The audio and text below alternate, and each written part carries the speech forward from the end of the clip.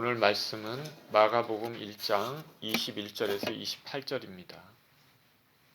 마가복음 1장 21절에서 28절 같이 한 목소리로 읽겠습니다. 시작. 그들이 가버나움에 들어가니라. 예수께서 곧 안식일에 회당에 들어가 가르치시매 무사람이 그의 교훈에 놀라니 이는 그가 가르치시는 것이 권위 있는 자와 같고 서기관들과 같이 아니함일러라. 마침 그들의 회당에 더러운 귀신 들린 사람이 있어 소리질러 이르되 나사렛 예수여 우리가 당신과 무슨 상관이 있나이까.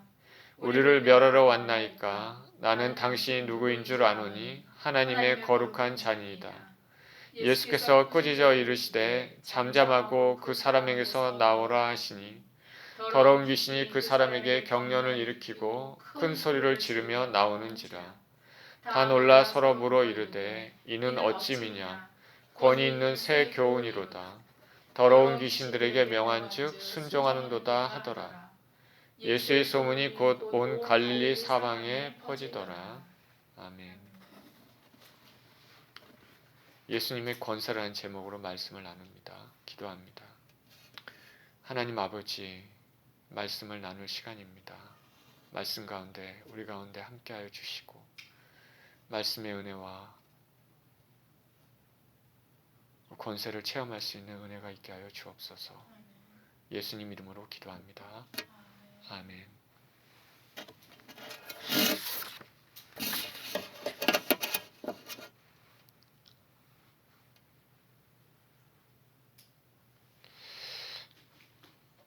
제가 처음 신앙생활을 시작한 것이 여의도 순복음교회 청년 선교회인데 이전에 이 스토리는 말씀을 드렸던 것 같습니다.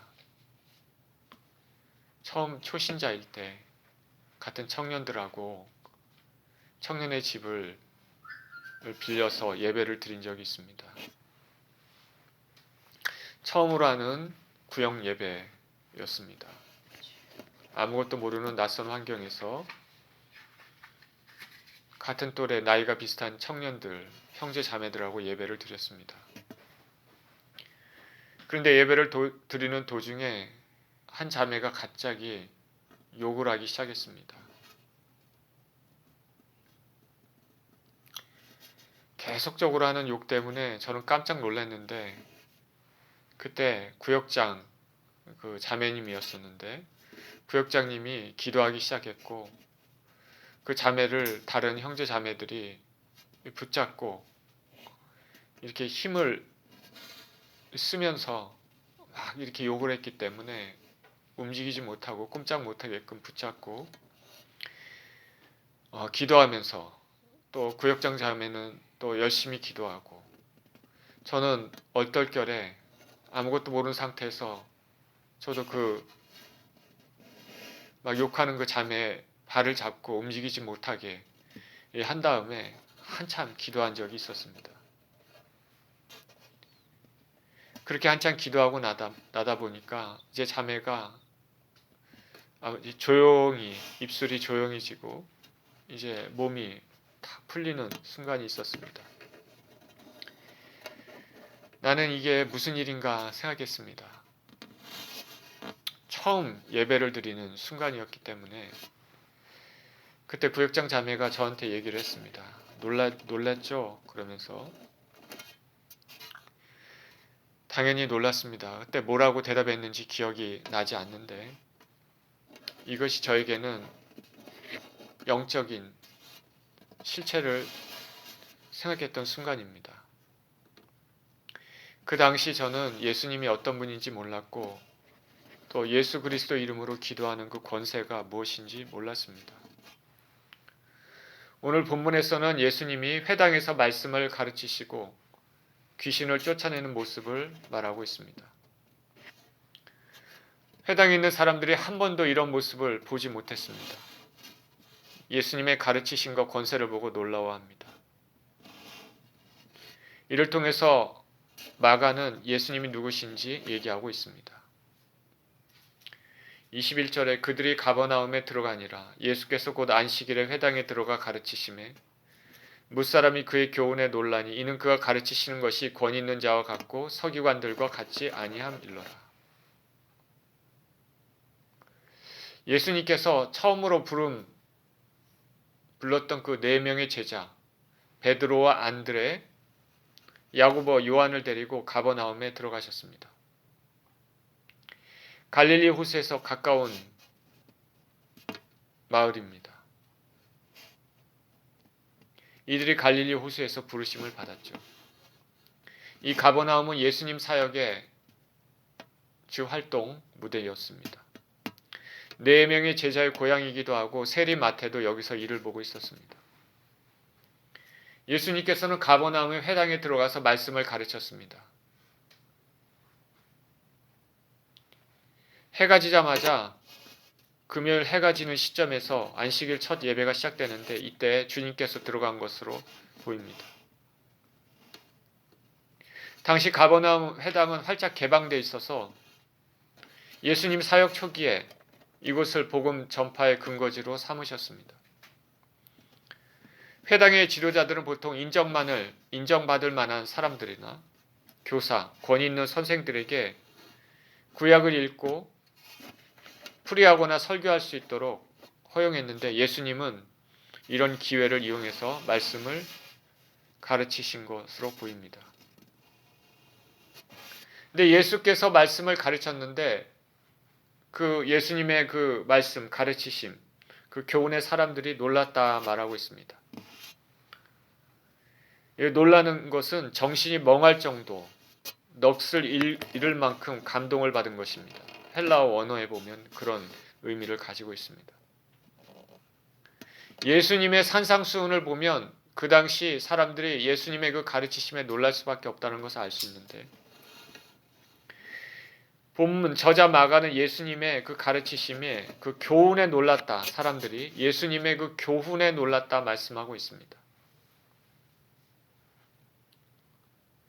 가르치시는 그 교훈, 내용에 대해서 놀란 것이죠. 그리고 마가는 말하기를 가르치시는 것이 권위 있는 자와 같고 서기관과 같지 않다. 이렇게 말하고 있습니다. 다시 말하면 예수님의 가르치시는 그 스타일, 행위, 방법에 대해서도 이렇게 사람들이 놀란 것으로 생각이 됩니다.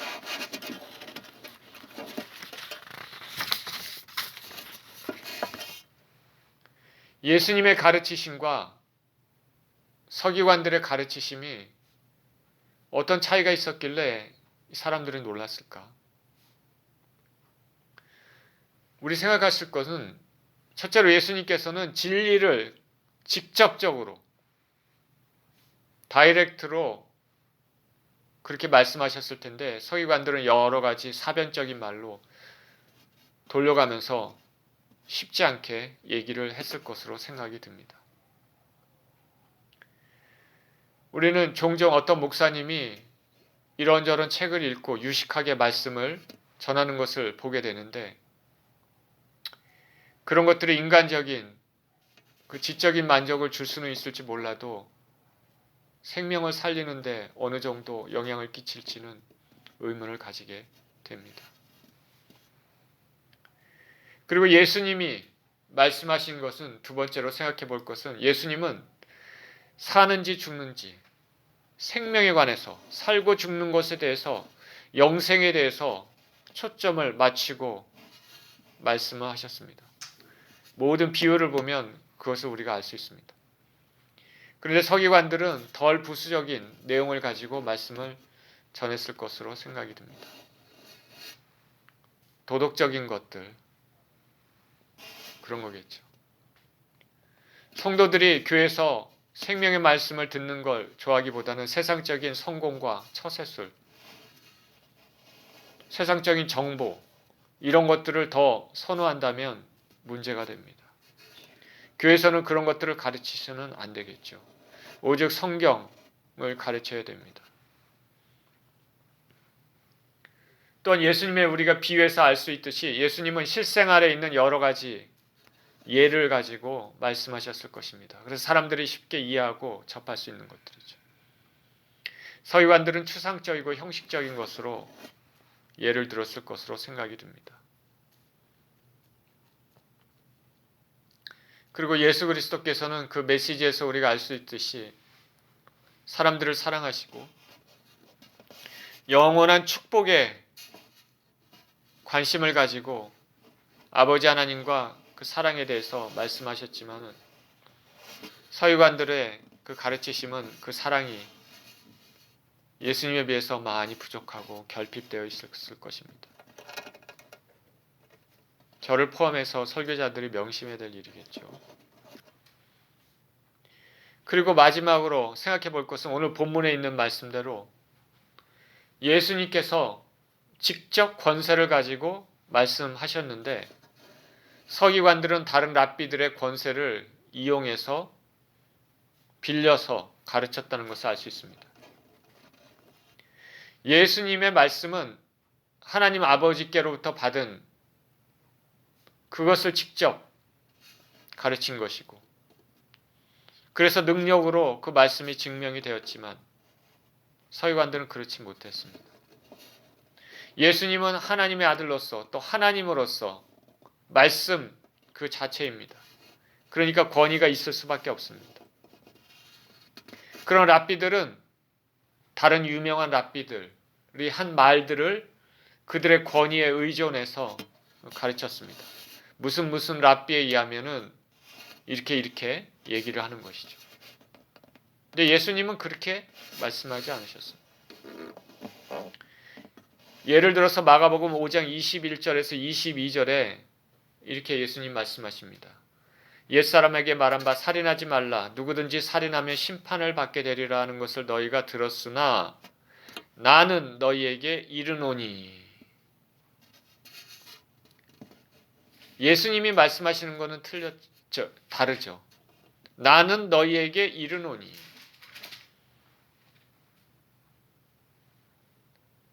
다른 유명한 사람의 권위에 의존해서 예수님 말씀하시지 않습니다. 예수님이 하나님이시기 때문에 다이렉트로 예수님 자신의 권위를 가지고 말씀하십니다. 나는 너희에게 말한다. 성경은 바로 예수님이 말씀이라고 말씀하십니다. 말씀이 육신이 되어 우리 가운데 거하심에 우리가 그 영광을 보니 아버지의 독생자의 영광이요 은혜와 진리가 충만하더라. 태초에 말씀에 계시니라. 이 말씀이 하나님과 함께 계셨으니 이 말씀은 곧 하나님이시라. 그러니 예수님이 말씀하시는 것은 다른 사람들이 말하는 것과는 확연히 틀립니다. 직접 권세를 가지고 말씀하셨기 때문입니다. 그러니까 그 말씀 안에 감동이 있을 수밖에 없습니다. 그러나 서기관들은 다른 랍비들의 권세에 의존해서 말씀을 가르쳤습니다.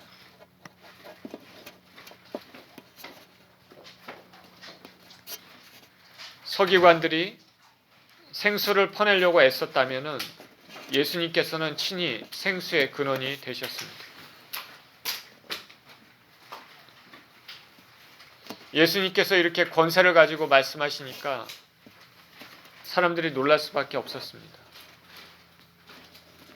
그리고 예수님의 메시지가 진리임을 실제 귀신을 쫓아냄으로써 증명이 되었습니다. 23절입니다. 마침 그들의 회당에 더러운 귀신 들린 사람이 있어 소리질러 이르되 나사렛 예수여 우리가 당신과 무슨 상관이 있나이까? 우리를 멸하러 왔나이까? 나는 당신이 누구인 줄 아노니 하나님의 거룩한 자니이다. 예수 그리스도께서 그 권능과 능력으로 말씀을 가르치고 사람들이 그 말씀에 대해서 교훈에 대해서 놀라고 있을 때 그때 회당에 더러운 귀신 들린 자가 있었습니다. 귀신 앞에 더럽다라는 형용사가 붙어 있습니다. 귀신은 선한 의지가 없고 도덕성이 없는 악한 존재, 추악한 실체입니다. 귀신이 이렇게 다 더럽죠. 우리가 어느 집에서, 어느 가정에서 예수님 믿지 않는 사람들을 그렇게 사는 것은 그 가정은 귀신과 같이 사는 것과 같습니다. 더군다나 절기 때마다 제사를 드린다면 귀신을 자기 집으로 초대하는 것과 같은 것입니다. 이 귀신의 일은 하나님의 일을 방해하는 것입니다.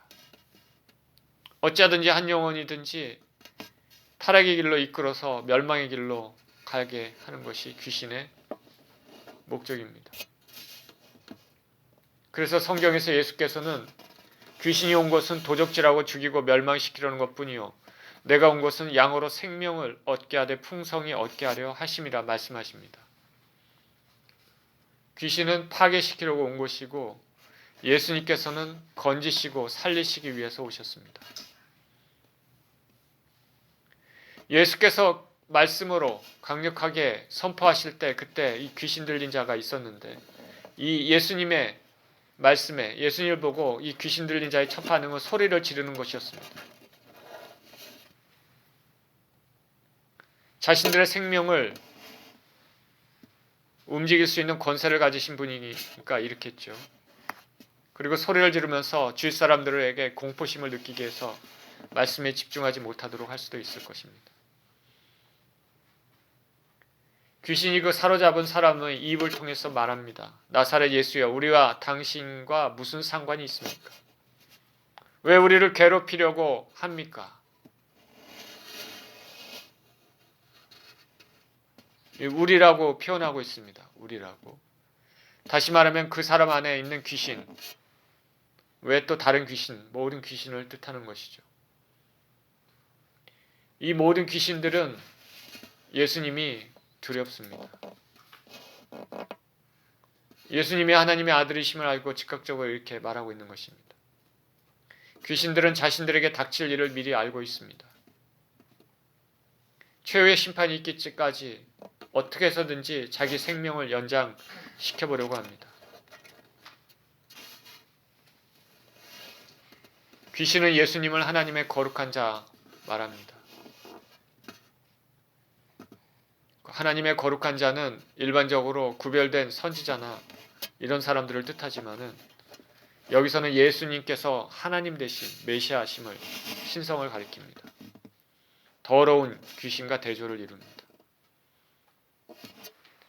귀신이 이렇게 말하니까 예수님이 어떻게 대응하는지 25절입니다. 예수께서 꾸짖어 이르시되 잠잠하고 그 사람에게서 나오라 하시니 더러운 귀신이 그 사람에게 경련을 일으키고 큰 소리를 지르며 나오는지라. 예수님의 권세 말씀에 대해서 사람들이 놀라고 했을 때 이 귀신이 예수님을 보고 소리 지를 때 예수님께서는 꾸짖어 이르십니다. 그 사람에게서 나오라. 예수님이 이 귀신을 다루시는 이 방법을 통해서 우리도 귀신에 대해서는 이렇게 단호하게 꾸짖고 선포해야 되는 것입니다. 단호하게 꾸짖어야 되는 것이죠.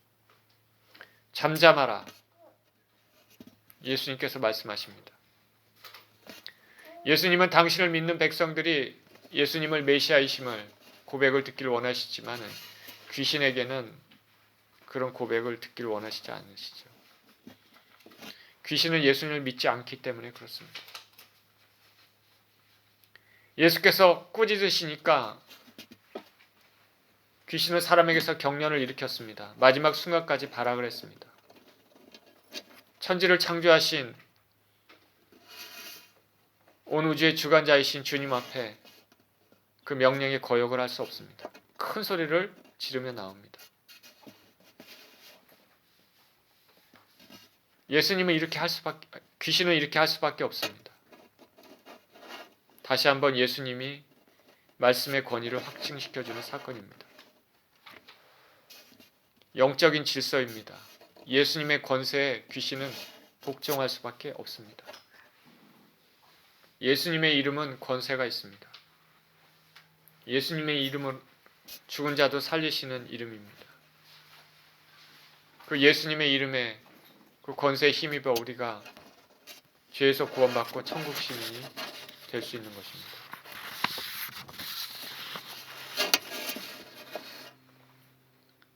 미국에 오면 경찰관의 권세가 대단합니다. 한국과는 다르죠. 아무리 힘이 센 사람도 경찰관 앞에서는 권세에 굴복을 합니다. 제가 한국에서 공부할 때 같이 공부한 사람 중에 육군에서 파견 나와 같이 공부하고 연구한 사람이 있었습니다. 강호증 중령이었는데 당시에 중령이었습니다. 지금은 대학교에서 교편을 찾고 있습니다. 제가 LA에서 있을 때 그 따님과 함께 방문한 적이 있습니다. 이분이 차를 렌트해서 미국 여행을 하고 있었습니다. 근데 길에 익숙하지 못하니까 교통병간에 걸려서 딱지를 떼게 됐습니다. 아무래도 영어가 서투니까 커뮤니케이션 하기가 힘들었죠. 그러니까 저한테 전화를 했습니다. 이 강호증 증령은 군인에서는 카리스마가 있습니다. 그냥 딱 봐도 아, 군인이구나. 야전에서 잔뼈가 굵은 사람처럼 남자다움이 있죠. 군대에서는 사람들이 그 말 한마디에 꼼짝달싹 못하는데, 그렇지만 미국에서 운전하다가 교통 질서를 범하게 되면 교통경관이 멈춰라 그러면 멈춰야 되죠. 아무런 저항을 하면 안 됩니다. 왜 그렇습니까? 교통경관이 멈춰라, 저쪽에 가서 파킹해라, 나와라, 뭘 해라 그러면 그대로 할 수밖에 없죠. 왜 그러냐면 교통경관은 바로 권세가 있기 때문에 그렇습니다. 교통경관에게는 국가가 그런 권세를 주었습니다. 군대도 상관의 명령에 복종하게 되어 있죠. 아무리 신병이 엄청난 체격을 가지고 막 이렇게 험한 사람도 조그만 상관이라도 상관이 명령하면 거기에 굴복을 해야 되고 순종해야 됩니다. 복종해야 되죠. 그게 군대죠. 왜 그러냐면 군대라는 조직에서는 그 상관에게 그런 권세를 주었기 때문에 그렇습니다.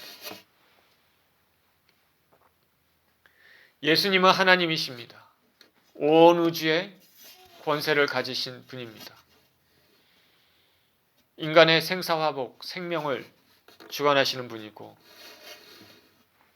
천사들과 사단과 귀신들의 모든 것들을 주관하시는 분이십니다. 그러니까 예수님의 권세에 복종할 수밖에 없습니다. 보이는 것들과 보이지 않는 것들 모든 피조물이 예수님의 이름에 굴복할 수밖에 없는 것이죠. 마태복음 28장 18절에 예수께서 나와 말씀하여 이르시되 하늘과 땅의 모든 권세를 내게 주셨으니 말합니다. 에베소서 1장 21절 22절에서도 모든 통치와 권세와 능력과 주권과 이 세상뿐 아니라 오는 세상에 일컫는 모든 이름 위에 뛰어나게 하시고 또 만물을 그의 발 아래 복종하게 하시고 그를 만물 위에 그의 머리로 삼으셨느니라. 예수께서 이런 권세를 가지고 있기 때문에 우리 예수 그리스도를 믿는 사람들은 그 예수님의 권세, 이름의 권세에 힘입어서 우리가 살 수가 있는 것입니다. 귀신을 우리도 강하게 꾸짖을 수 있습니다. 예수님의 권세에 힘입어서. 나는 부족하지만 예수님의 권세에 힘입어서.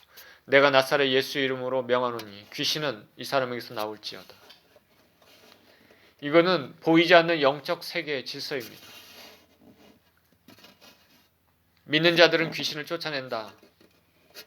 마가복음에 그렇게 나와 있습니다. 믿는 자들에게는 이런 표적이 따르니 곧 그들이 내 이름으로 귀신을 쫓아내며.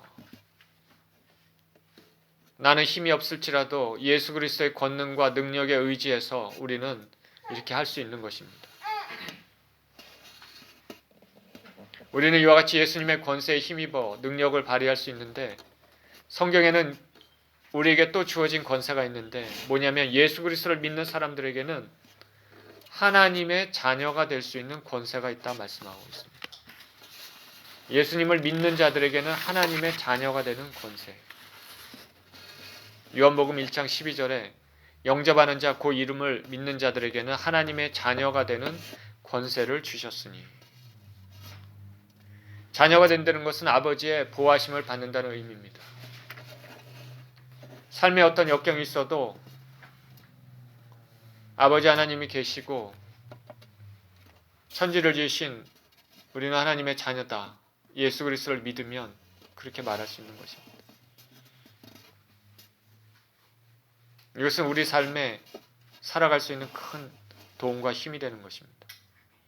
저나 여러분이나 이런 예수님의 권세가 실제로 사용되고 체험되었으면 좋겠습니다.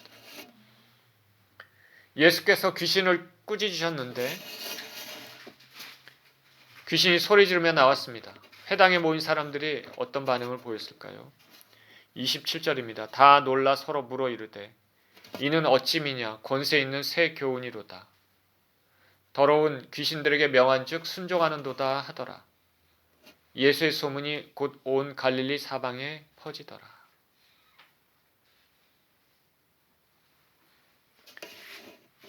예수님이 말씀을 가르치신 것도 권세 있을 뿐만 아니라 더러운 귀신들의 예수 그리스도께서 꾸짖으시니까 귀신이 떠났습니다. 사람들이 다 놀랐습니다. 이는 이전에 다른 사람들이 가르쳤던 것, 다른 랍비들이 가르쳤던 이런 교훈과 이적과는 너무나 달랐기 때문입니다. 예수님의 교훈에 놀랐을 뿐만 아니라 단 한 번의 명령으로 귀신 나가는 것에 대해서 놀랐습니다. 예수께서 귀신을 쫓아냈다는 것은 예수님의 말씀이 참임을 증명하는 것입니다. 회당에 모인 사람들이 말합니다. 어찌된 것이냐? 권위 있는 새 교훈이로다. 더러운 귀신들에게 명하니 바로 순종하는구나. 여기서 우리가 주목해야 될 것은 청중들의 반응이 놀라면서 감탄했다 했는데 여기서 끝나서는 안 된다는 것입니다. 우리가 말씀과 능력을 통해 예수님이 누구신지 알고 깨달아서 그분의 말씀에 순종해야 되는 것입니다. 놀람과 감탄에서 끝나면 안 되고 그보다 더 한 걸음 더 나아가서 순종해야 되는 것입니다. 하나님 말씀을 듣고 감상만 하면 되지 않습니다. 그 말씀을 듣고 순종해야 되는 것입니다. 저나 여러분이나 말씀을 듣고 공부하고 거기서 끝나는 것이 아니라 그 말씀에 순종했으면 좋겠습니다. 우리가 말씀은 지식을 쌓기 위한 것이라기보다는 순종하기 위한 것입니다. 살기 위한 것입니다. 말씀에 순종하고 그것에 따라야지 그것이 영혼의 양식으로 유익이 됩니다. 이렇게 회당에서 예수님이 행하신 일이 사람들의 입을 통해서 사방으로 퍼져나갔습니다. 그렇게 열망했던 메시아가 오셨다고 느꼈을까? 온 갈릴리 지방에 예수 그리스도의 명성, 이적의 이야기가 입과 입을 통해서 퍼져나갔습니다. 예수님은 만유의 주제십니다. 온 우주가 예수님의 권세에 굴복하도록 되어 있습니다. 그 예수님은 그 권세를 우리를 위해서 사용하셨습니다.